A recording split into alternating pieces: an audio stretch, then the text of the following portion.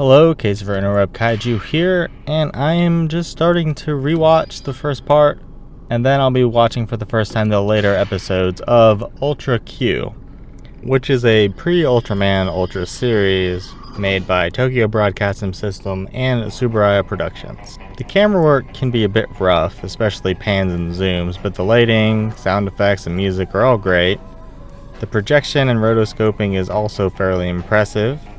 Not perfect, but better than I'd expect from a TV show from this time.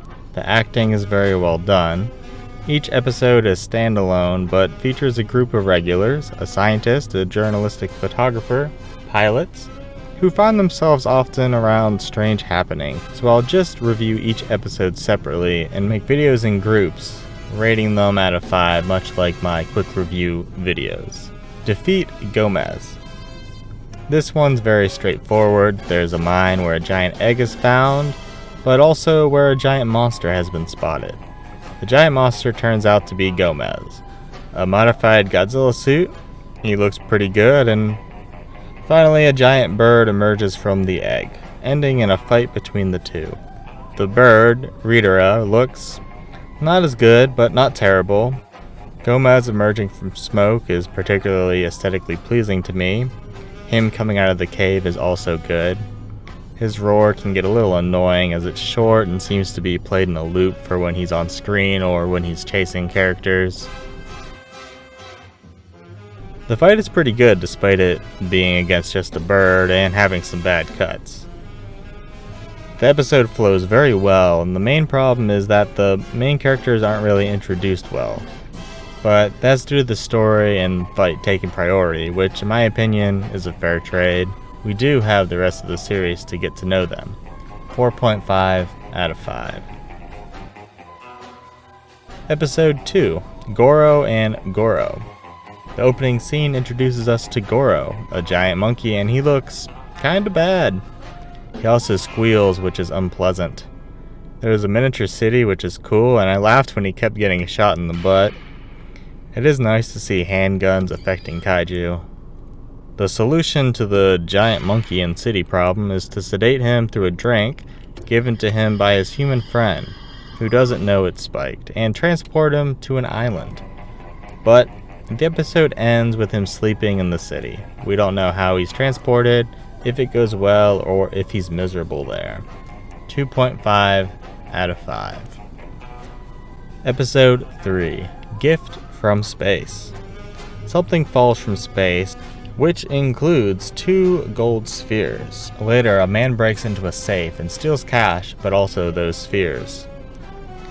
The sphere later hatches into a giant slug monster.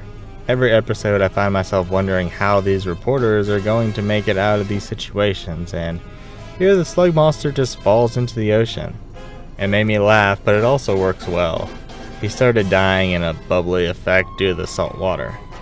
There's also a second egg, and we get to see this egg rapidly grow in size and then hatch. Its glowing eyes look pretty cool in the night scenes.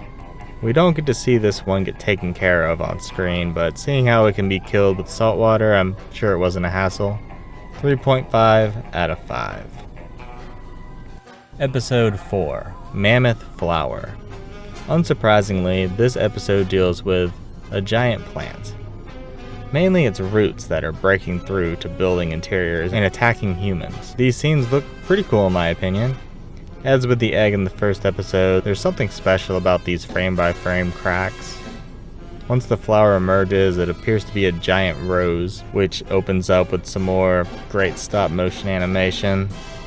If there's one thing this show has done great so far, it's catch my intrigue. Scenes like this have me much more invested than I would have thought, and I am still very interested in how it will all be resolved. The stakes are then raised as the plant spews out a form of poison.